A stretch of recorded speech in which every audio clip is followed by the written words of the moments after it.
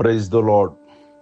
ప్రభువైన యేసుక్రీస్తు నామములో ఈ ఉదయకాలమందు మీ అందరికీ కూడా శుభములు తెలియజేస్తున్నాను. చాలా చక్కగా మార్నింగ్ వర్తమానాలు మీరు వింటున్నారు. అలాగే వినగానే మీ స్పందనని మరి చాట్ బాక్స్లో తెలియజేస్తున్నారు.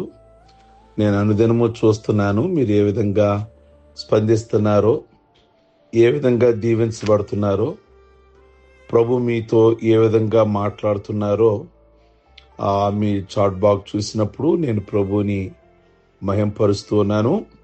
కనుక మీరు అందరికీ కూడా ఫార్వర్డ్ చేయండి, మర్చిపోమాకండి. ఎవరైతే ప్రార్థన చేసుకునే వాళ్ళు ఉన్నారో వారికి ఫార్వర్డ్ చేయండి. ఇష్టమైన వారికి, ఎవరికైతే వినడానికి ఇష్టపడతారో దయచేసి వారికి మాత్రమే ఫార్వర్డ్ చేయండి.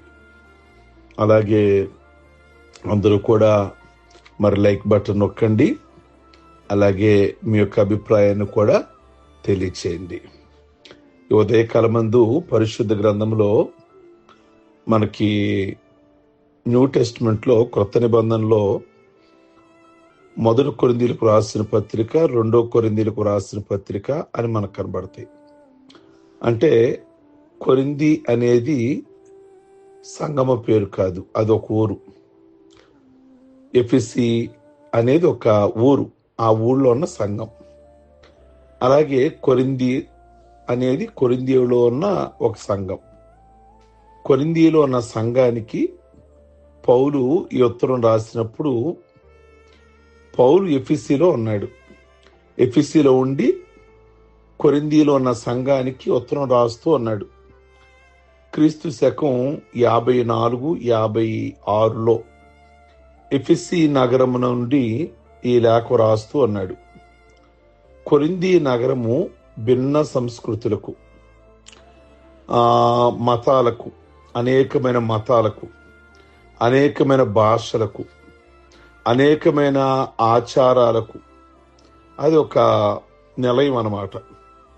గ్రీసు, ఐగుప్తు, సిరియా, యోదయ సంస్కృతులు ఇచ్చట కొట్టొచ్చినట్టుగా కనిపిస్తాయి. పౌలు జీవించిన కాలంలో కొరింథీ నగరము ఎలాంటిదో తెలుసా? పాపాలకు కేంద్రం.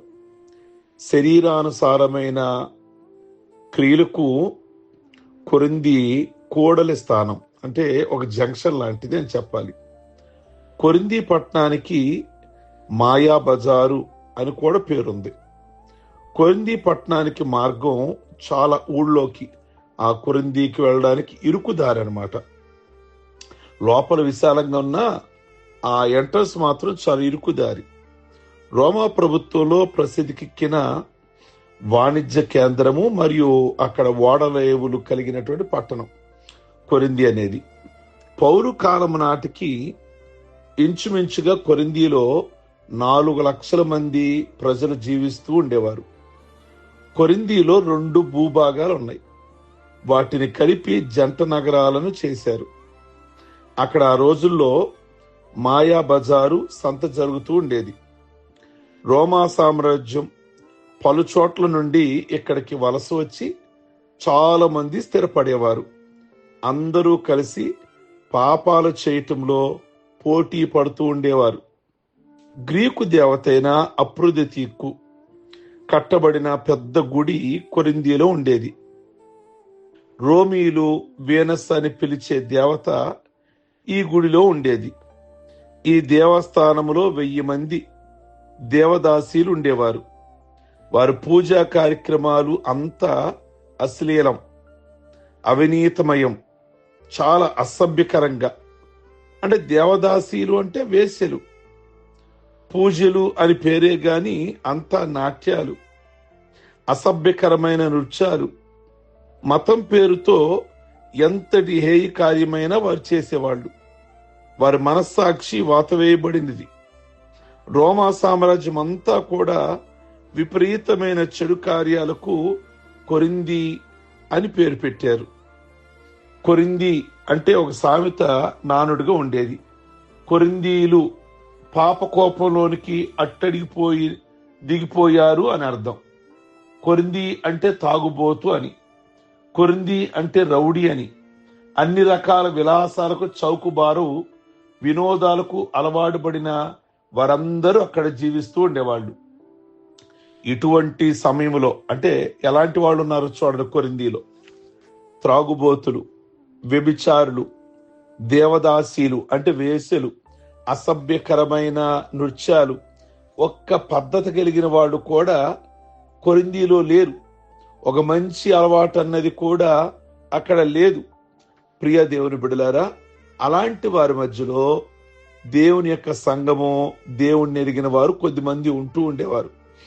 వారికి అపోస్తులుడైన పౌలు ఎఫెసీ అనే ప్రాంతంలో నుండి ఈ ఉత్తరాన్ని వ్రాస్తూ అంటాడు. 1 కొరింథీ పత్రిక 2వ అధ్యాయము 2వ వచనము, సిలువ వేయబడిన యేసు క్రీస్తుని తప్ప మరి దేనిని మీ మధ్య ఎరగకుండెని అని నిశ్చయించుకుంటుని అంటున్నాడు. ఎందుకంటే ఈ ప్రజలు త్రాగుబోతులు, తిండిబోతులు, వ్యభిచారులు, వీరి మధ్య పౌలు గారికి సిలువ వేయబడిన యేసయ్య తప్ప మరేమీ తెలియదు అని అంటున్నాడు. ఎంత అంటే నాకు ఒక్కళ్ళతో కూడా పరిచయాలు లేవు, ఇక్కడ ఒక్కళ్ళతో కూడా సహవాసం లేదు. నాకు ఈ ఊళ్ళో తెలిస్తే ఎవరు తెలుసు అంటే సిలువ వేయబడిన యేసయ్య పరిచయం తప్ప ఇంకా నాకు ఏ విధమైన పరిచయాలు లేవు. అంటే అక్కడ ఉన్న ప్రజలందరూ దుష్టులు, దుర్మార్గంగా జీవించేవాళ్ళు. సహజంగా బైక్ వెళుతుంది అనుకోండి, మన ముందు బైకు 5 అడుగులు దూరంగా ఉంటే సరిపోద్ది. ఒక ఆటో వెళుతుంది అనుకోండి, మన ముందు ఒక 10 అడుగులు దూరంగా ఉంటే సరిపోతుంది. ఒకవేళ బస్సు మన ముందు వెళుతుంది అనుకోండి, 50 అడుగులు దూరంగా ఉంటే సరిపోతుంది. కానీ దుష్టుడికి ఎంత దూరంగా ఉండాలి? ఎంత దూరంగా అని ఖచ్చితంగా చెప్పలేంగా. ఎంత దూరంగా ఉన్నా వారి వల్ల మంచి వారికి ప్రమాదమే. కాబట్టి సాధ్యమైనంత ఎక్కువ దూరంగా ఉండడం మంచిది. కనుక సమాజంలో ఉన్నాం మనం, అందరికీ దూరంగా ఉండి మనం ఒక్కడమే ఈ జీవనాన్ని మనం కొనసాగించలేం. నేనేమంటున్నాను అంటే వాళ్ళతో కలిసి ఉద్యోగాలు చేస్తాం, వారితో కలిసి మనము పనులలో, వ్యాపారాలలో, అలాగే చదువులలో ఉంటాం. రకరకాలైన అలవాటు కలిగిన ప్రజల మధ్య ఉంటాం. కానీ వారి అలవాటులకి మనం దూరంగా ఉండాలి. మనుషులు ప్రేమించాలి, పాపిని ప్రేమించాలి, పాపమును ప్రేమించకూడదు. కనుక ఆ అలవాటులకి, ఆ చెడు వ్యసనాలకి దేవుని ప్రజలుగా మనం దూరంగా ఉండాలి. కానీ ఆ వ్యక్తిని ప్రేమించాలి. ఆ వ్యక్తిని మనమే ప్రేమించకపోతే ఇంకా సువార్త చెప్పేది ఎవరు? వాళ్ళకి. ఉప్పే నిస్సారమైతే అది దేని వల్ల సారమవును? ఈ వ్యక్తికి అలవాట్లున్నాయి అని అందరూ ఆ వ్యక్తిని వదిలేస్తే ఆ వ్యక్తి ప్రభువుని తెలుసుకునేది ఎలాగునా? కనుక ప్రియ దేవుని బిడలారా, కనుక అటువంటి అలవాట్లకు దూరంగా ఉండాలి. ఆ వ్యక్తిని మనం ప్రేమించాలి. క్రైస్తువులైన మనము అన్ని రకాల విలాసాలకు, చౌకబారు వినోదాలకు, అనేకమైన వ్యసనాలకు అలవాటు పడిన లోకస్తుల మధ్య పరిశుద్ధుడైన పౌలు గారి వలె సిలువ వేయబడిన యేసయ్య తప్ప ఈ లోకంలో నేను ఏమీ ఎరగను అని మనం చెప్పగలమా? ఒకసారి మనము ఆత్మ పరిశీలన చేసుకుందాము. నాకు ఈ ప్రాంతంలో యేసయ్య తప్ప ఇంకొకటి కూడా నాకు పరిచయము కాదు అన్నట్లుగా ఉండాలి. యేసయ్య రక్తంలో కడగబడిన మనము లెక్క మీరు ఈ ఉదయకాలం మందు అలాగ ఉండగలుగుతారా? ఈ కొరింథీ పత్రికలో శ్రేష్టమైన పరిచయం చేసుకుంటాడు పౌలు గారు. ఆ 1వ అధ్యాయము 1 నుండి 3 వచనాలు. ఆ మాటలు రేపు నేను మీ ముందు ఉంచుతాను. కనుక కొరింథీ అనే ప్రాంతంలో ఎలాంటి రకమైన ప్రజలు ఉన్నప్పటికీ పౌలు మాత్రము ఎక్కడా వారి వలె అయిపోలేదు. ఈ లోకంలో మనము ఎలాంటి వారి మధ్యలో ఉన్నప్పటికీ కూడా సహజంగా చాలా మంది చెప్తూ ఉంటారు కదా, మరి సముద్రంలో చేప ఉంటుంది. సముద్రం అనగానే ఉప్పుదది. ఉప్పు సముద్రంలో చేప ఉన్నా దాన్ని తీసుకురాగానే మరలా మనము ఉప్పు అవసరం లేదు, ఉప్పులో నుండే వచ్చింది కదా అని అంటామా? లేదు కదా. ఉప్పు వేసి ఆ చేపను వండాల్సిందే కదా. అంటే ఈ లోకము ఒక ఉప్పు లాంటిది, ఒక సముద్రం లాంటిది. కానీ ఎక్కడా కూడా ఆ చేప ఆ ఉప్పుని ఎలాగైతే అంటించుకోలేదో ఈ లోకంలో మనం ఉంటాం. మన చుట్టూ రకరకాలైన మనస్తత్వాలు కలిగిన వారు ఉన్నప్పటికీ కూడా ఆ ఆ అలవాటులు గాని ఆ చెడు గాని మనకు అంటకుండా, మన ప్రాణ ఆత్మ శరీరాలకు అంటకుండా మనం కాపాడుకోవాలి. నేను అలాగే ఉన్నాను అన్నాడు అపోస్తలుడైన పౌలు, పునీతుడైన పౌలు. కనుక ఆయన మనము ఆదర్శంగా పెట్టుకుందాం. పౌలు గారు అన్న మాట ఎవరు అనలేకపోయారు కదా, నేను క్రీస్తును పోలి నడిచిన ప్రకారం మీరు నన్ను పోలి నడవండి అంటే యేసయ్యే మరి అందరికీ మాదిరి. పౌలు కూడా అన్నాడు, నేను అదే అడుగులలో అడుగు వేసి ప్రభు మార్గాల్లో నడిచా, నన్ను మాదిరిగా పెట్టుకోండి అన్నాడు. ఏమిటి ఆయన మాదిరి అంటే, ఓ ప్రక్క వేసులున్నారు, వ్యభిచారులు ఉన్నారు, త్రాగుబోతులున్నారు, అసభ్యకరమైన నృత్యాలు చేసేవాళ్ళు ఉన్నారు, రకరకాల చెడు వ్యాపారాలు చేసేవాళ్ళు ఉన్నారు. వాళ్ళందరూ ఉన్నప్పటికీ కూడా నేను వారి అలవాట్లు నాకు తెలియదు, కానీ నేను ప్రభువును మాత్రమే ఎరుగుదును. ఈ మార్నింగ్ మీరు అలా ఉండడానికి ఇష్టపడుతున్నారా? పరిశుద్ధంగా జీవించడానికి ఇష్టపడుతున్నారా? పవిత్రంగా జీవించడానికి ఇష్టపడుతున్నారా? అందరినీ ప్రేమిద్దాం, అందరి కోసం ప్రార్థన చేద్దాం, అందరినీ ప్రభు మార్గంలోకి నడిపిద్దాం. వారికి కలిగిన వ్యసనాలు, వారికి కలిగిన అలవాట్లు అన్నీ కూడా బయటకు వచ్చేలాగా మనం ప్రార్థించకపోతే ఎవరు ప్రార్థిస్తారు? మనం ప్రేమించకపోతే ఎవరు ప్రేమిస్తారు? కనుక ప్రేమించినంత మాత్రాన అవి అంటించుకోమని కాదు. కనుక పౌలు గారు మరి ఎంత సేవ చేశాడు కొరింథీలో, ఎంతమందిని రక్షించాడు.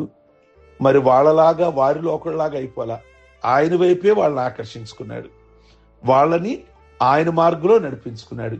కనుక మనం కూడా మన మార్గంలో వాళ్ళు మంచి మార్గంలో నడిచేలాగా ప్రార్థించుకుందాం. సర్వశక్తి కలిగిన తండ్రి, ఉదయకాలమందు నేను క్రీస్తును తప్ప ఈ ప్రాంతంలో నేను ఎవరిని ఎరగకుంటిని అంటాడు పౌలు గారు. కనుక మేము కూడా ఈ లోకములో యేసయ్య తప్ప ఈ లోక వ్యసనాలు ఏది కూడా ఎరగకుండిన ఆ అనుభవంలోనికి మమ్మల్ని నడిపించమని ప్రార్థిస్తున్నాం. ఈ మాటలు ఈ మార్నింగ్ అనేకులకు దీవెనకరంగా ఉంచి, ఈ లోకంలో ఉన్న మాలిన్యము, ఏ విధమైన పాపము వారిని అంటనీయకుండా మీరు ఒకసారి జ్ఞాపకం చేసుకోండి. అలాగే ఈరోజు పెళ్లి రోజులు, పుట్టినరోజులు, అలాగే బాప్టిజం పొందిన రోజులు చేసుకుంటున్న బిడ్డలందరినీ కూడా మీరు దీవించి ఆస్వాదించి చక్కటి ఆయుష్నివ్వండి, చక్కటి ఆరోగ్యాన్ని దయచేయండి. వారి హృదయ ఆశలన్నీ కూడా తీర్చండి. ఏ సంబంధంగా పర సంబంధంగా ప్రతి విధమైన దీవెన ఆశీర్వాదాలతో వారి నింపమని ప్రార్థన చేస్తున్నాము. ప్రభువా, ఈ దినం ఎవరైతే ఏ విధమైన ప్రయాణాలు, అలాగే ఏ విధమైనటువంటి నాయన కార్యక్రమాలను కలిగి ఉన్నారో అందరినీ దీవించి ఆస్వాదించి మీ నామమునకు మహిమ తెచ్చుకోమని యేసయ్య నామములో అడుగుచున్నాం తండ్రి. ఆమేన్. God bless you. ప్రభు మిమ్మల్ని దీవించును గాక.